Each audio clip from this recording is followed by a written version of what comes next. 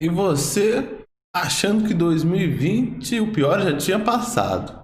Temos não só nuvem de poeira, mas também como nuvem de gafanhotas chegando no nosso país, tá? Primeiro vamos falar sobre a nuvem de poeira Godzilla. Sai do Saara, lá na África, no norte da África, e está chegando às Américas. What?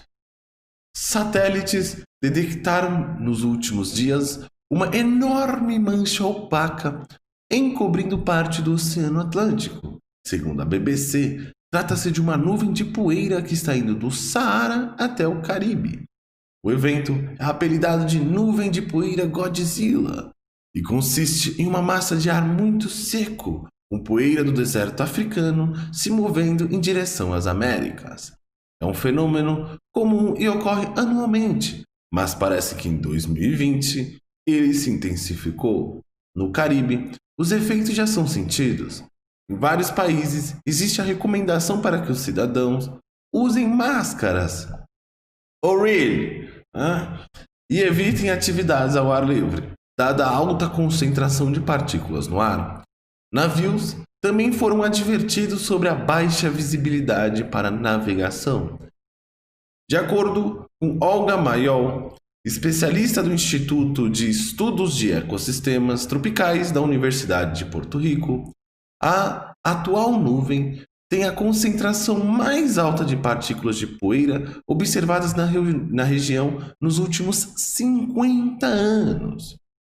O fenômeno começou a ser observado em uma área do oeste da África há uma semana e agora já percorreu mais de 5.000 quilômetros pelo mar até o Caribe, passando por terra em parte dos continentes americanos, como a Venezuela. É nossa vizinha, então chegou ali, pode chegar aqui facilmente. A Administração Nacional Oceânica e Atmosférica dos Estados Unidos, a NOAA, na sigla em inglês, prevê que Godzilla continuará se movendo rumo ao oeste pelo Mar do Caribe, alcançando áreas do norte da América do Sul, América Central e da costa do Golfo nos Estados Unidos nos próximos dias. O Brasil diz aqui que não deve ser atingido. O que é? Essa massa de ar seco e carregada de partículas de areia se forma sobre o deserto do Saara, no final da primavera, no verão e no começo do outono no hemisfério norte, e geralmente se desloca em direção ao oeste, sobre o Oceano Atlântico, a cada 3 ou 5 dias. Quando ocorre, costuma ser de curta duração, não superior a uma semana. Porém, a presença de ventos suaves em certas épocas do ano a tornam mais propensa a cruzar o Atlântico e percorrer mais de 10.000 quilômetros. De acordo com a NOAA, a cada ano, mais de 100 milhões de toneladas de poeira saariana sopram da África e algumas partículas já chegaram até o rio Amazonas. A camada geralmente tem entre 3 e 5 quilômetros de espessura e se encontra a uma altura de 2 quilômetros na atmosfera. Efeitos: o calor da camada ajuda a estabilizar a atmosfera quando o ar quente da nuvem passa por cima de ares mais frios e densos. A poeira mineral absorve luz solar, o que contribui para regular a temperatura do planeta. Também há reposição nutrientes dos solos nas zonas tropicais, que são afetados por chuvas. Alguns dos químicos podem ajudar a vida nos oceanos. No entanto, ainda segundo a BBC, especialistas também alertam para a presença de alguns elementos tóxicos, que podem ser nocivos para algumas espécies, como os corais. De acordo com a NOAA, o calor, a secura e os fortes ventos associados a esta camada de ar saariana suprimem também a formação e intensificação de ciclones e furacões. O Centro Nacional de Furacões dos Estados Unidos projetou para 2020 uma temporada mais intensa do que o habitual. Lembrando, nós tivemos a Furacão Irmã em 2017, nós acompanhamos aqui no canal. Mas se nuvens como essa se formarem nos próximos meses, elas podem contribuir para que os furacões sejam enfraquecidos, o que é uma boa notícia. Já em relação aos impactos nos humanos, a qualidade do ar é consideravelmente afetada. Isso pode ter até... está escrito errado aqui. Pode ter atingir a saúde humana. O ar seco e empoeirado tem aproximadamente 50% menos umidade do que a atmosfera tropical típica, o que pode afetar a pele e os pulmões. O alto teor de partículas também pode ser nocivo para pessoas com problemas respiratórios, causando alergias e irritações nos olhos. No contexto atual, com a epidemia do Covid, as autoridades sanitárias de alguns países têm alertado sobre o risco extra da nuvem de poeira para pessoas com problemas respiratórios. Bom, essa é a Godzilla. Espero que esse Godzilla fique lá pro centro, né? Azar deles, mas que não venha pro nosso país, tá bom? Meus pêsames. E aqui vamos falar sobre a nuvem de gafanhotos. What? Né? Não adianta a nuvem de poeira, agora tem nuvem de gafanhoto também. Praga ainda pouco conhecida, exige monitoramento e preocupa autoridades do Brasil. Tem uma imagem aqui que eu não posso colocar para vocês, mas é assustadora. Vejam vocês aqui. Vou colocar uns framezinhos, não tem problema. Mas que é isso? É uma nuvem tampando os carros, cara. Que medo. A nuvem de gafanhotos que chegou à Argentina e se aproxima do Brasil preocupa pesquisadores e autoridades brasileiras, por ser uma praga ainda pouco conhecida e que é capaz de causar danos enormes a lavouras agrícolas. Antes de chegar à Argentina, a nuvem de gafanhotos passou pelo Paraguai e por lá destruiu plantações de milho. De acordo com o monitoramento da Argentina, os insetos devem seguir em direção ao Uruguai. Isso preocupa o Ministério da Agricultura do Brasil, já que ao realizarem esse percurso, os gafanhotos passarão pelo oeste do Rio Grande do Sul. Aqui nós temos a movimentação de nuvem de gafanhotos. A área amarela é região de risco no Brasil. Ainda assim, é muito pouco, tá? A gente está passando sorte lá com a Godzilla e com a nuvem de gafanhotos, mas ainda assim, né? Aqui nós temos região de risco na Argentina em vermelho, né? Toda a região aqui de Santa Fé. E tá, passou ali, saiu do Paraguai. No Paraguai, a nuvem de gafanhotos destruiu plantação de milho. Já na Argentina, as principais regiões atingidas são as províncias de Santa Fé, Formosa e Chaco, onde existe produção de cana-de-açúcar e mandioca. O G1 ouviu agrônomos para esclarecer por que as nuvens se formam, se a praga é comum na América do Sul e como é possível combatê-la, entre outras dúvidas. Praga pouco conhecida. Segundo o relatório do Ministério da Agricultura da Argentina, a espécie de gafanhoto que avançou na América do Sul, chamada Schistocerca cancellata, causou danos severos à produção do país nos anos 1960 e ainda é pouco conhecida. Novos ataques do inseto voltaram a ser relatados no país vizinho somente em 2015 e se repetiram em 2017 e 2019. Então, de anos ímpares, né? Só que agora 2020, né? Tá acelerando, seria isso? Segundo o Ministério da Agricultura do Brasil, esses insetos estão no país desde o século XIX e causaram grandes perdas às lavouras de arroz na região sul do país nas décadas de 1930 e 1940. Mas as nuvens não se formam desde então. A praga tem permanecido na sua fase isolada e não causa danos às lavouras, uma vez que não forma as chamadas nuvens de gafanhotos. Recentemente, voltou a causar dano à agricultura na América do Sul, em sua fase gregária, formação de nuvens, afirmou o Ministério.